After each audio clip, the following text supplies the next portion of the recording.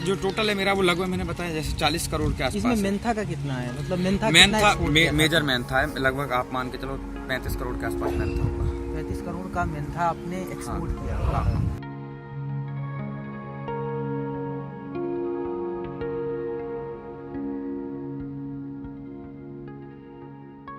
अभी मैं बरेली के आंवला के पास एक गांव में हूँ और हमारे साथ हैं एक युवा किसान जिनकी कहानी अपने आप में ही एक प्रेरणादायक है, जो अपने आप में ही एक रिसर्च का एक सब्जेक्ट है कि कैसे खेती से इंसान इतना सब कुछ कमा सकता है, एक रोल मॉडल बन सकते हैं। हमारे साथ हैं निहाल सिंह।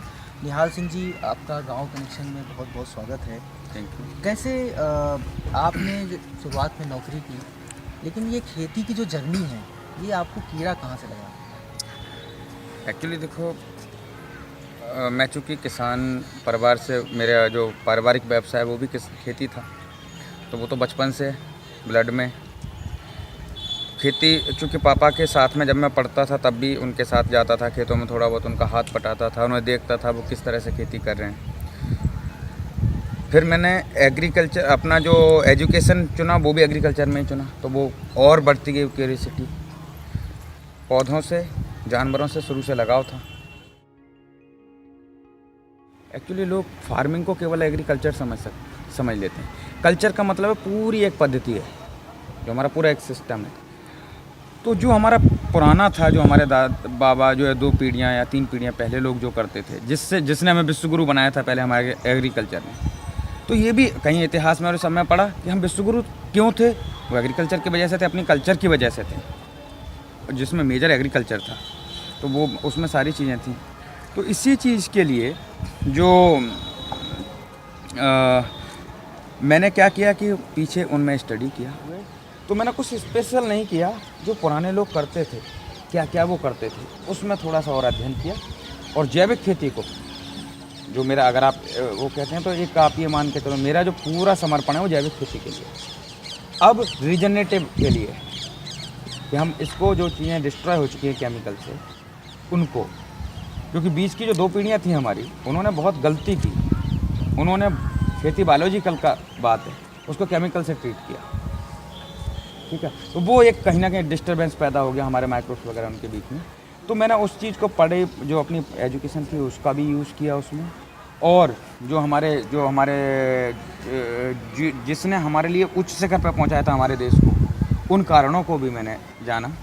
तो ये ऑर्गेनिक मेंथा कौन सी बला है? ऑर्गेनिक क्या कुछ अलग होता है जो नॉर्मल मेंथा? हाँ, ऑर्गेनिक मेंथा ये होता है, जैसे वो ये केमिकल उसमें लगता है जो दूसरे में, और ये कॉस्मेटिक या फिर मेडिसिन में जाता है।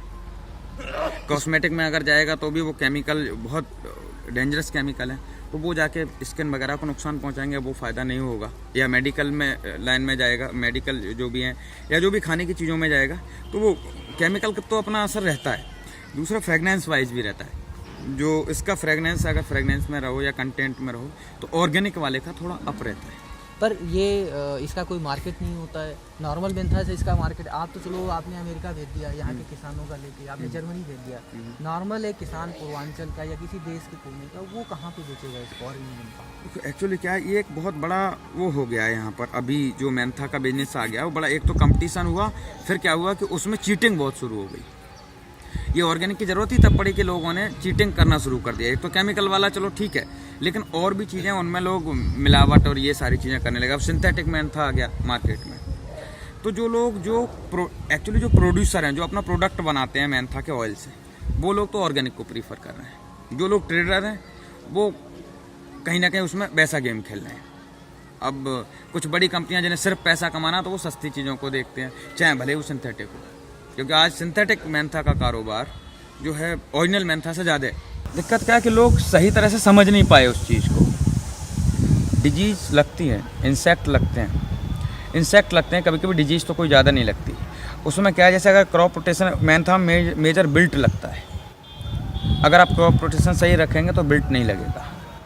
तो ये सारी चीज़ें हैं जो हम अपने किसानों को एजुकेट करते हैं। दूसरा, इंसेक्ट अगर लगता है, बात यह कि इंसेक्ट अगर हम पेस्ट उसको बोलते हैं, पेस्टिसाइड लगाते हैं ना, पेस्ट वो तब होता है, मान लो कोई इंसेक्ट लगा, वो 10 रुपये का नुकसान करा, 100 रुपये की दवा लगाई उसको मारने में, तो हमारा नुकसान किस में हुआ? लगाने में दवा या नहीं लगाने में? नहीं लगाते, 10 रुपये का नुकसान होता। अगर 80 के दशक में जाएं तो जब खेत बर्बाद कर देता था कीड़ा, तब लोग किसान उसके पास जाते थे कि हमें कोई दवा दे दो, हमारे खेत में कीड़े ने फसल बर्बाद कर दी है। वो लगाते थे, दोबारा फसल में नई कलियाँ आ जाती थी। अब आया 90-2000 का दशक, वहाँ पर क्या हुआ कि किसान ये जैसे कीड़ा देखा उसने वो गया और जाके दवा ले आया, हमारे खेत में लगवा दी उसने, जिससे वो कीड़ा मर जाता था। आज ट्रेंड ये हो गया है कि वो ये इसलिए जाता है कि कोई ऐसी दवा दे दो जिससे कीड़ा ना लगे, तो आगे की संभावना उससे ग्रसित होकर के वो कीड़े की दवा लगा रहे हैं। इतने उसकी ज़रूरत नहीं है। किसान भाइयों से मैं ये कहूँगा कि वो एक तो जो खेती है वो एक जैविक चीज़ें हैं, उसमें पौधे और जंतुओं का और जो सूक्ष्म जीव हैं उनका काम है। उसको अगर केमिकल से ट्रीट करेंगे तो रिजल्ट हमेशा भयावह आएंगे। आज हो सकता है उसका वो मिल जाए, क्योंकि हमने जो केमिकल, हमारे बहुत सारे मित्र कीट और जीव थे जो हमने दुश्मन कीट और जीवों के चक्कर में उनको मार दिया, तो उनको बढ़ने का एक मौका दें। इसलिए अपने खेतों में ज़्यादा से ज़्यादा ऑर्गेनिक प्रयोग करें, देसी खाद या हरी खाद का प्रयोग ज़्यादा करें। तो इस चीज़ को ध्यान में रखते हुए ज़मीन को ये जीवित ज़मीन है, इसमें जहर ना घोलें। खेती में तो बहुत सारे चैलेंजेस हैं और किसान की तरफ कोई भी नहीं देख रहा है। सबसे बड़ी बात तो ये, किसान को वो सम्मान नहीं मिल रहा है।